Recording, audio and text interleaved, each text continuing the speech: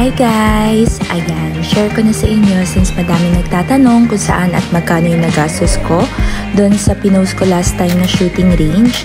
Ayan, dito yan sa Tough Guys. Located sila sa Liberty Avenue, Cubao, Quezon City.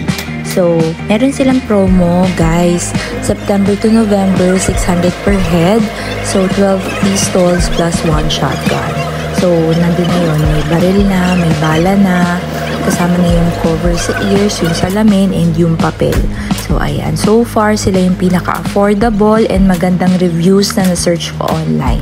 So, ayan. Very professional and sobrang babait na mga staff nila dito. Talagang tuturuan ka nila kung paano yung tamang posisyon ng katawan, yung pagtayo mo, paghawak mo ng baril, yung paglagay ng bala. So, ayan. Lahat-lahat na guys. Sobrang thank you talaga kuya.